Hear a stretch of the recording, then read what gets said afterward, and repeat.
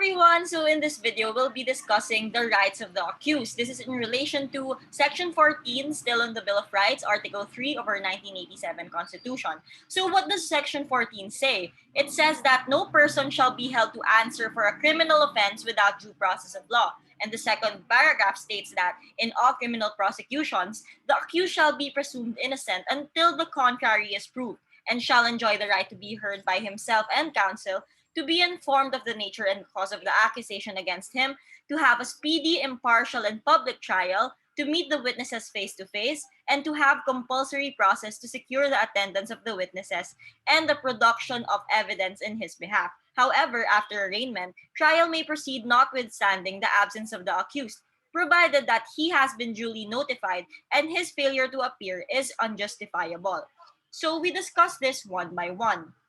So the rights of the accused include one, criminal due process, presumption of innocence, right to be heard by himself or counsel, right to be informed of the nature and cause of the accusation against him, right to speedy, impartial, and public trial, right to meet the witnesses face to face, right to compulsory process to secure attendance of witnesses, and production of evidence, and lastly, trial in absentia. So we discuss this one by one. First, we go to criminal due process. So due process includes investigation prior to the filing of charges, preliminary examination, and investigation after charges are filed, and period of trial. So the requirements of criminal due process is that there is an impartial and competent court in accordance with procedure prescribed by law. Second, proper observance of all the rights accorded to the accused under the Constitution and applicable statutes. So, example of statutory rights of the accused is right to preliminary investigation, yung mga ganyan.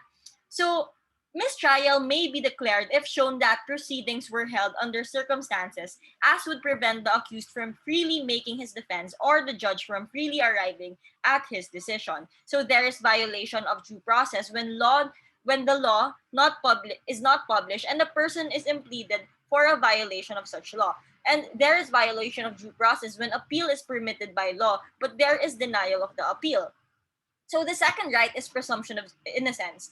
So the burden of proof to establish the guilt of the accused is with the prosecution. Conviction depends on the strength of the evidence of the prosecution, not on the weakness of the defense. We often see this in the rulings of the court in the cases kasi na hindi dapat yung weakness ng defense magre-rely yung evidence ng prosecution. It should be the strength of the evidence of the prosecution.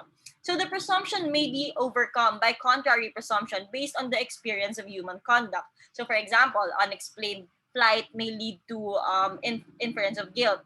As it says na the wicked flee when no man pursues, but the righteous are bold as the lion. So sinasabi na parang usually yung mga flight na nagte-take flight na mga accused, mas guilty sila tingnan.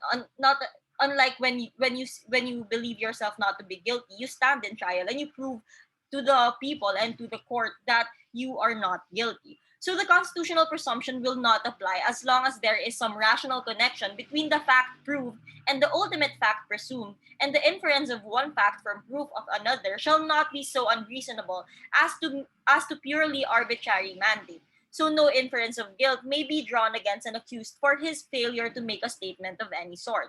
So in one case, in Dumlao versus Comelec, for the purposes of disqualification in an election in that case, Section 4 of Batasang Pambansa bilang 52 said that the filing of charges for such commission of such crimes before civil court or military tribunal after preliminary investigation shall be prima facie evidence of such fact. So the court held there that this provision violates the guarantee of presumption of innocence kasi although the filing of charges is only prima facie evidence and may be rebutted, the proximity of elections and consequent risk of not having time to rebut the prima facie evidence already in effect make him suffer as though guilty na siya even before the trial. So there's this thing we call equipoise rule. So what is this equipoise rule? Equipoise rather. As my classmate mentioned na equipoise yung correct term of pronouncing it. So it's evidence of both sides are equally balanced, in which case the constitutional presumption of innocence should tilt the scales in favor of the accused. So third right is the right to be held by himself and counsel. So this is indispensable in any criminal prosecution where the stakes are the liberty or even the life of the accused. So assistance of counsel begins from the time a person is taken into custody and placed under investigation for the commission of the crime. As we remember when we were discussing the Miranda rights, di ba, may rights talaga siya for counsel. So this is not subject to waiver. Right to counsel means the right to effective representation. If the accused appears at arraignment without counsel, the judge must inform the accused that he has a right to a counsel before arraignment and ask the accused if he desires the aid of the counsel. So if the accused desires the aid of the counsel but cannot afford one, a counsel de officio must be appointed. If the accused desires to obtain his own counsel, the court must give him a reasonable time to get one. So the fourth right is the nature of and cause of the accusation. He must be informed of those. So this is procedural due process, which requires that the accused must be informed why he is being prosecuted and what charge he must meet.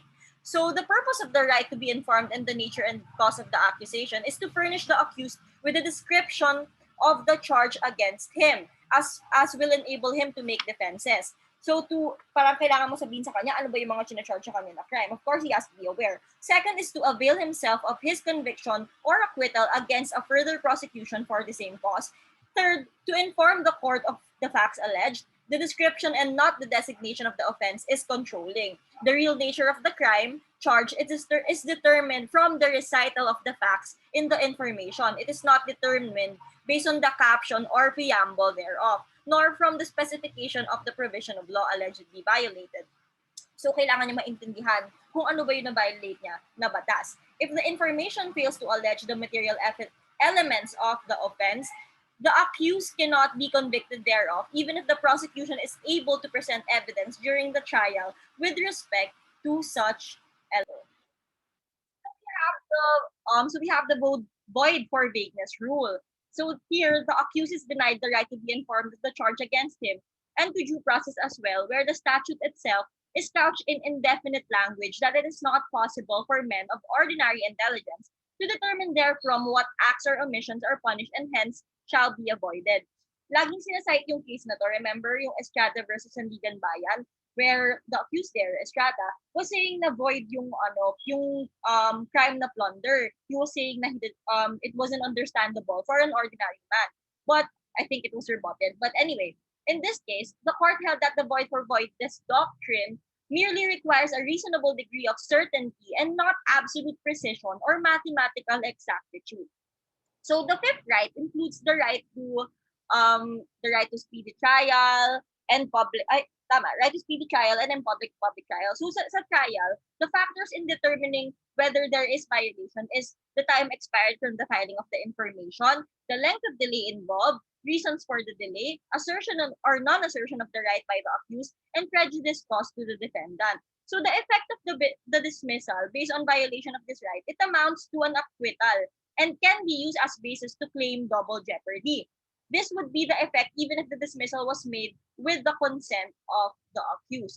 So, ano yung remedy if the right is violated? He can move for the dismissal of the case. If he is detained, he can file a petition for the issuance of writ of habeas corpus.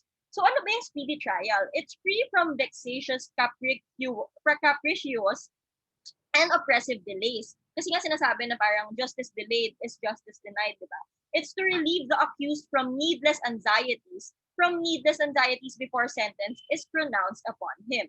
So what is the difference between right to speedy trial and the right to speedy disposition of cases? It seems the same, but the speedy trial in section 14 covers only trial phase of criminal cases. So it applies only to criminal cases, while speedy disposition of cases in section 16 covers all phases of any judicial, quasi-judicial, or administrative proceedings. So in short, it applies to all kinds of proceedings. So the concept of speedy disposition of cases, like speedy trial, is a relative term and must necessarily be a flexible concept. In the determination of whether or not the right has been violated, the factors that may be considered and balanced are length of delay, as we said, reason for the delay, assertion of the right or failure to assert it, and prejudice caused by the delay.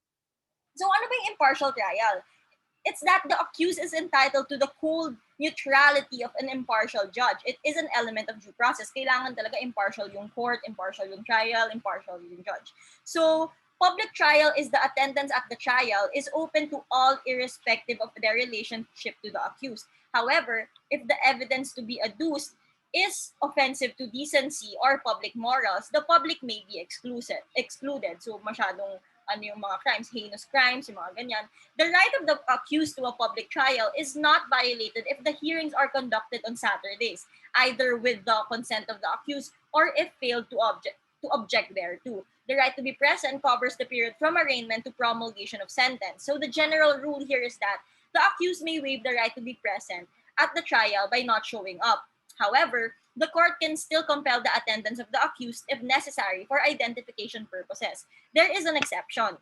If the accused after arraignment has stipulated that he is indeed the person charged with the offense and named in the information, and at any time the witness refers to a name by which he is known, the witness is to be understood as referring to him.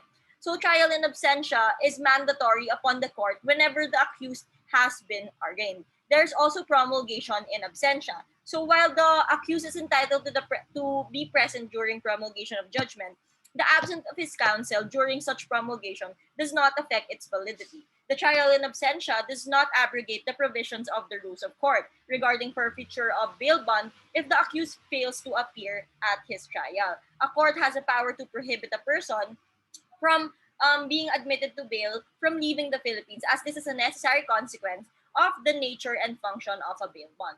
We go now to the sixth right. It's the right to meet the witnesses face to face. So the purposes of the right to meet the witnesses face to face is that to afford the accused an opportunity to cross-examine the witness. Second is to allow the judge the opportunity to observe the deportment of the witness. So it's the right of confrontation. The basis of the right is cross-examination. So testimony of the witness who has not submitted himself to cross-examination is not admissible in evidence. The affidavits of witnesses who are not presented during the trial, hence not subject to cross-examination, are inadmissible because they are already considered as hearsay. So, principal exceptions to this right is the admissibility of dying declarations. As we know in criminal law too, admissible talaga yung mga dying declarations. Second is trial in absentia under Section 14, Paragraph 2, with respect to child testimony. So, testimony of witnesses who was not cross-examined is not admissible as evidence kasi nga, those are considered as hearsay. If a prosecution witness dies before his cross-examination, it can be completed by his direct testimony and it cannot be stricken off the record, provided that material points of his direct testimony has been covered on cross. The right to confrontation may be waived. So, seventh right is the compulsory process. So, the accused is entitled to the issuance of subpoena ad testificandum and subpoena ducis tecum. So, for the purpose of compelling the attendance of witnesses and the production of evidence that he may need for his defense. So, it includes the right to secure attendance of witness and the right to production of other evidence. Ano ba yung subpoena? Subpoena is a process directed to a person requiring him to attend and to testify at the hearing or trial of an action or at any investigation conducted under the laws of the Philippines for the taking of his deposition rather. But before a subpoena duces tecum may issue, the court must first be satisfied that the following requisites are present.